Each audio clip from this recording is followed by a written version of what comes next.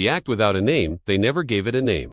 When the god Loki gave birth to an 8-legged foal, Sleipnir, the swiftest steed in all the realms, no one dared ask how or why. Blood still wet beneath him, he shed the shape of a mare, and returned, not ashamed, but divine. The Norse cheered the miracle, not questioning how their gods could shift between forms, crossing lines that, for mortals, meant ruin. In sagas told around hearthfires, Odin donned women's robes to master, seer, the feminine magic. Listeners nodded in awe. Yet those same listeners would banish or slay a man who did the same. For gods, these acts were sacred. For men, they were shameful, even criminal. Viking society had no word for gay, not out of innocence, but strategy.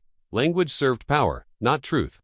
What had no name, had no defense. There was no law banning men from sleeping with each other. Instead, only one was punished, the one who submitted. The act was not the crime. The position was to take was to remain a man. To receive was to become something else. They had names for that transformation. Arger, Ergi, Sorwin, each one a wound to masculinity, not for desire, but for daring to cross the invisible line. And so every touch became a battle, every gaze a test. Power decided who could transcend. For gods, fluidity was freedom. For humans, it was exile. The same people who honored Loki's shapeshifting would punish a mortal for less. It wasn't contradiction, it was design. Authority wrote the meanings. Power dictated the consequences. The 8-legged horse galloped between worlds, but mortal men tread carefully, their steps never suggesting they had once knelt the wrong way. If these hidden truths about history stir something in you, subscribe, because the past didn't disappear, it evolved, and it still shapes what we call masculinity today. The honor that feared submission. The runestone rose from the village center, a granite finger, silent and accusing, pointing skyward. Fresh chisel marks carved a single word, Argar, a word heavier than any sword, branding a man more deeply than fire ever could. In Viking society, to be called sexually passive wasn't just an insult, it was a challenge that could only be answered with blood. Honor wasn't a feeling, it was architecture, a towering structure built from conquest, harvests, bravery, and unyielding masculine control. But submission, even whispered, reduced that fortress to rubble. The ancient Icelandic law codes, the Grágás, didn't treat such accusations lightly. To be called Sorwin used unmanly forced your hand. You had to fight your accuser. Combat wasn't an option, it was mandatory. Denying the insult, useless proof, unnecessary. The insult was the injury, and only blood could wash it away. Yet the law had no issue with violence against others. A Viking who dominated prisoners during raids. Praised, not punished.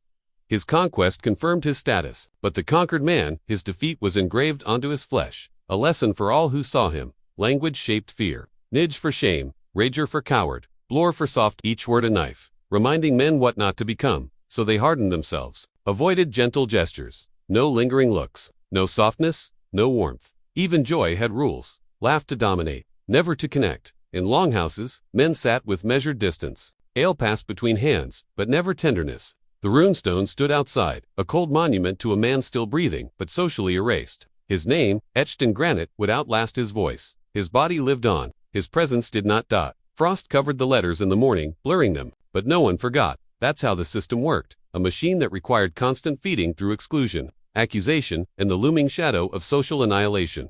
The laws that silenced the body. The man accused of being Sorwin sat, cross-legged in the dirt, just outside the assembly hall. His spine was straight despite exhaustion. His hands rested calmly on his knees, positioned not in defiance and not in submission. Every gesture now a calculation, a strategy for survival. 3 days had passed since the accusation. No witnesses, no evidence. But Viking society required neither. A man's reputation could be executed by words alone, and those words cut as deeply as any sword. The morning sun cast long shadows across the settlement, but none longer than his dot. As he kept his silent vigil, villagers passed by without a glance. Social blindness protected them not from guilt, but from contamination. Even children were pulled away when they wandered too close. They didn't understand the crime, but they understood the danger. The word Sorwin had been thrown like a spear, not against his body, but against his identity. It claimed he had been used sexually passive during a recent raid, and once uttered, once believed by enough ears, truth no longer mattered. According to the Grágás law codes, a broken bone could heal, a shattered reputation could not. The law permitted revenge, even killing, to defend masculine honor. But how does a man defend that which has already been stripped away? He was trapped, not by chains, but by logic. To prove his manhood, he needed the very credibility the insult had destroyed. The village moved on. Women drew water from the well, falling silent at the sight of him. Merchants bartered loudly, performing normalcy, ignoring his living death. Even his wife had stopped speaking to him. Not because she believed the rumor, but because support was dangerous. His disgrace could stain her, and their children. He became liminal, not exiled, but not included. Not man, not outcast, just a warning. He could, in theory, challenge his accuser. But who would witness the duel? Who would see victory as proof, when defeat was already assumed? The gods of myth who could change shape and gender freely. They offered no sanctuary here. In law, their stories were irrelevant. Sacred tales and secular justice lived in different realms and played by different rules. The law had spoken. The village had turned. And though his body remained, he was no longer the man he once was. The system that used pleasure as a puanda deck of the raiding ship glistened with a mixture of seawater and blood. The conquest of the coastal village was complete. Smoke curled into the sky from smoldering huts, and the last cries of resistance had long been silenced. But the real prize wasn't gold, nor the ceremonial weapons now stacked neatly in crates. It was something more psychological, more calculated, more brutal. The true victory was the systematic breaking of the village's chieftain, once the voice of law, the guardian of his people, the symbol of honor and strength. Now, he knelt on the deck naked, shivering, and humiliated at the center of a gearing circle of Viking warriors. His ornate cloak, once a mark of prestige, had been ripped away. His body was exposed to the salt-laced air and to the gaze of his enemies. But this wasn't merely about stripping a man of clothing. This was about erasing him. This was ritualized sexual degradation, designed not just to punish but to dismantle his identity, to destroy him socially, spiritually, and symbolically. The Vikings didn't act out of wild cruelty. Their actions followed a cold, deliberate logic. Their raids were more than military campaigns. They were experiments in domination. Methods were tested. Boundaries were pushed, not just of violence, but of humiliation. The chieftain, once a pillar of strength, was now an instrument for sending a message that no lineage, no title, no honor could protect a man from being reduced to an object. The act was public, it was performative, and it was political. Because this was a culture that understood. To truly conquer a people, you didn't just take their land, you shattered their symbols. You corrupted their leaders. You turned strength into spectacle. In these moments, the Vikings weaponized pleasure and shame, together flipping the codes of masculinity and using them to humiliate rather than uplift. Their enemies didn't just lose battles. They lost identities. His high status made his inversion all the more valuable to his captors. To break a leader was to break leadership itself, its myth, its function, its dignity. His humiliation would not remain confined to that ship. It would echo through every village that heard the tale, a chilling lesson carved into memory. The wooden planks groaned beneath the weight of the assembled raiders, who now stood as a deliberate audience. This was no chaotic act of savagery. It was educational theater. Each Viking, each bound prisoner who watched, learned what conquest truly meant, not just of land, but of human spirit. This wasn't about lust. This was about the mechanics of social destruction. Rope burns ringed the chieftain's wrists, not to prevent escape, but to fix his body in a posture of absolute degradation. The Vikings understood. Forced positioning conveyed messages that transcended pain. The arrangement of a body could shatter identity more efficiently than the blade. The raiding captain oversaw the process with the same cold precision he brought to dividing loot. To him, sexual conquest was as essential to Viking success as seizing gold or livestock. Both were forms of taking. Both signaled domination. As the frigid wind lashed across the deck, the ritual continued.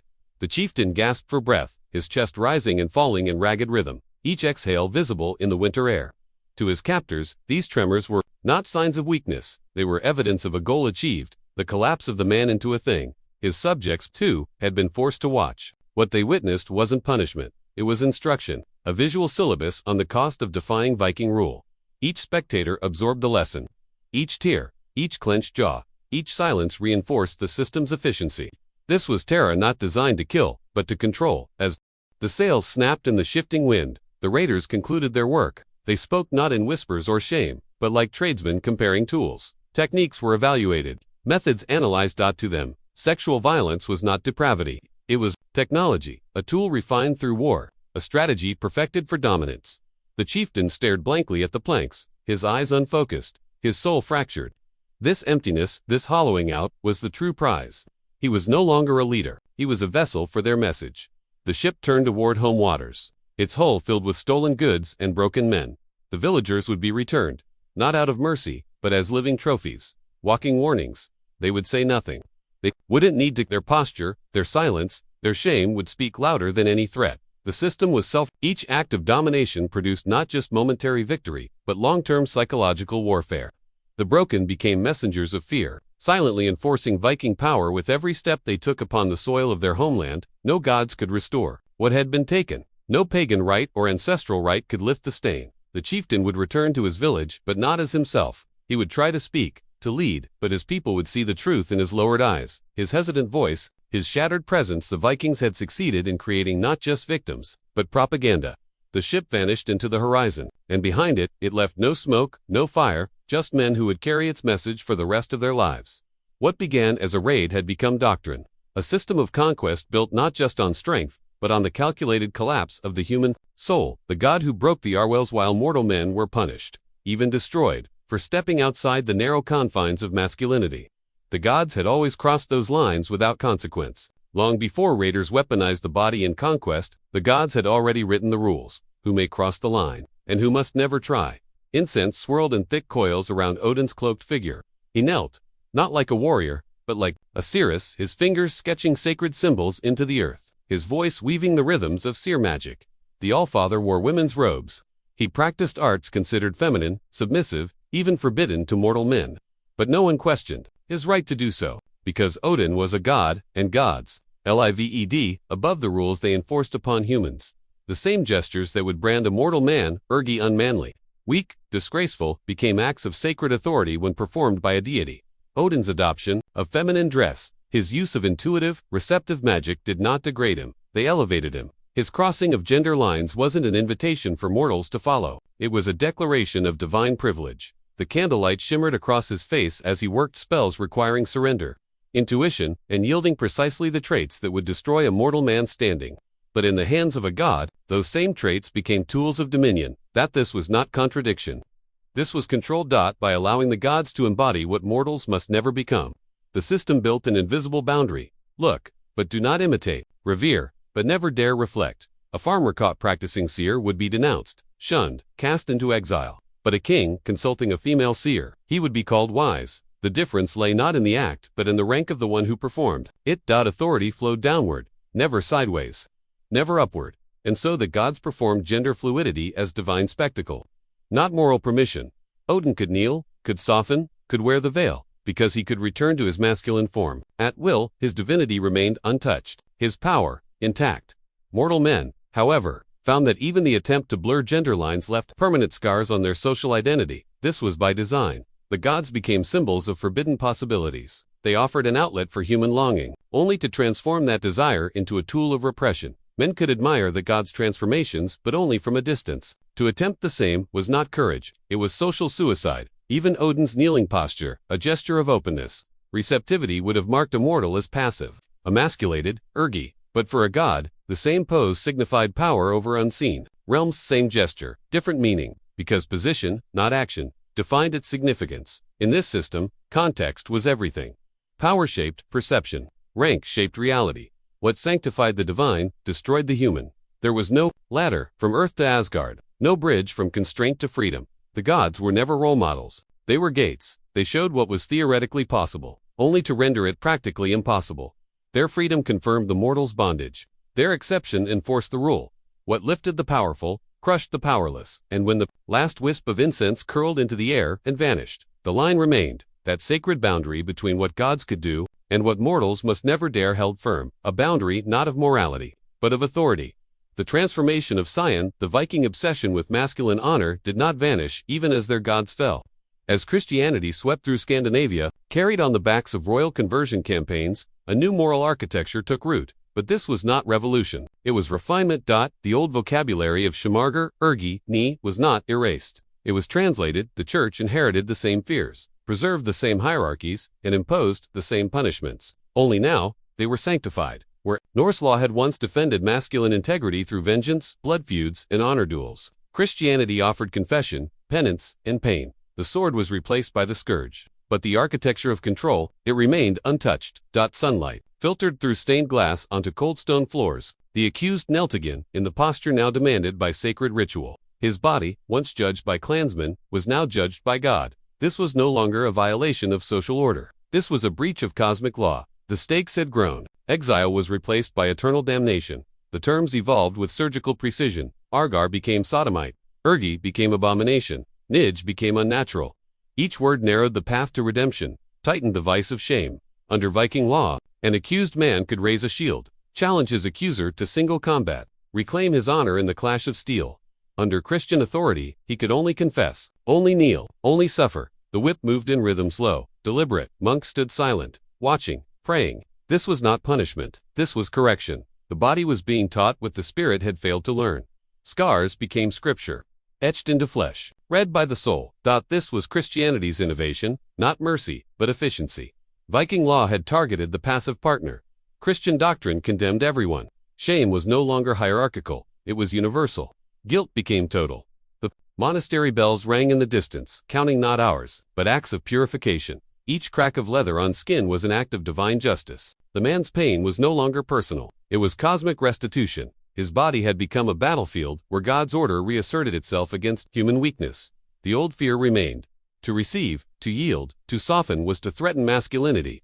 But, now, these were not just social crimes, they were spiritual infections, capable of contaminating entire communities, unless contained, unless corrected. Hot wax from altar candles pooled on the stone floor, cooling in the frigid air. His blood followed suit, spilling, congealing, vanishing. The physical evidence would be scrubbed clean, but the instruction was meant to be permanent. The body would forget, but the soul would not. The system no longer depended on public accusation. No need for a duel, no need for witnesses, just confession, just pressure, just fear. The church had developed a machinery of control powered, not by bloodlines but by guilt. The incense rose, the scent of sacred herbs mixed with iron. As the ritual concluded, the man was released. To tend to his wounds, to contemplate his new place in the cosmos. He was no longer just shameful, he was now marked as evil. The transformation had occurred, not just in law, but in language. Where Viking shame had been communal and reputational, Christian guilt was internal, existential, judged not by neighbors but by eternity. The monastery fell back into quiet prayer. The bells rang again. Time moved on, but the lesson remained, etched in scarred flesh, tattooed in memory, the same behaviors, the same fears, the same control, a different scripture. The system endured. The bodies continued to bear the cost of a masculine architecture that had simply learned to speak in holier words. Authority had changed its robe, but not its purpose. The machine kept turning, now fueled by the power of God. And the results, they remained exactly the same. The thread that never broke centuries past. The gods who once punished deviation faded into myth.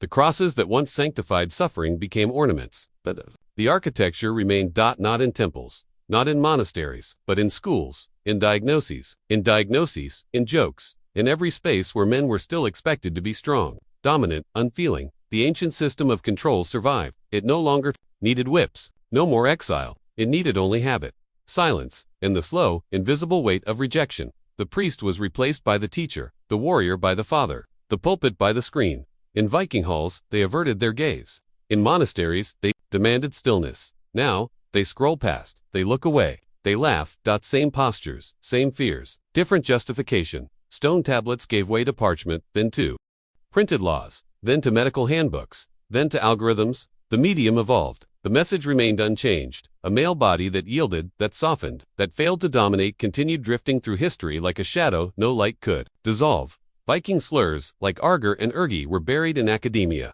Christian condemnations, like sodomite and abomination, dominated courtrooms for centuries. Modern psychology replaced sin with pathology, disorder, inversion, nonconforming. Each age rebranded the same fear. The consistency wasn't coincidence. It was structural. Societies needed boundaries and punishments for crossing them. The passive male body became the perfect scapegoat. Across empires, religions, and revolutions, it served the same function. A warning. Contemporary insults still echo medieval shame, which echoed Norse accusation. The genealogy of punishment stretches unbroken through millennia. The wound never closed. It just changed languages. The body was never allowed to speak for itself. It was interpreted, diagnosed, judged, cleansed, silenced. Authority remained with the system, never with the subject. The thread connecting these eras was not faith, but repetition. Most people could never explain why certain gestures, certain voices, certain walks triggered such fierce reaction. They only learned what to mock, what to fear, what to correct. Understanding was optional. Participation was expected.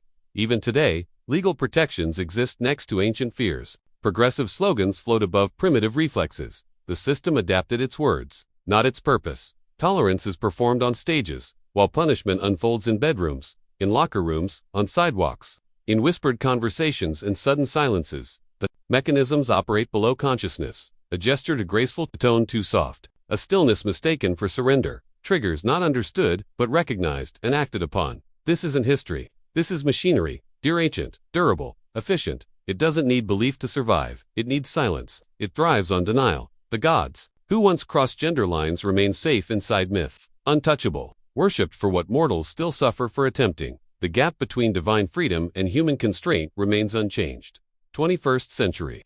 Bodhis carry 21st century scars inflicted by tools older than writing, older than the Bible, older than the nations that call themselves modern. The thread never snapped. It was woven deeper into boardrooms and locker rooms, into dating apps and family dinners, into legislation and TV punchlines. The same system, same rules, new vocabulary, same violence. The machine still runs, the targets still bleed. And most people still don't see what they've been trained not to recognize. History is not past. It is present, it is here, it is operating, and the thread has never broken.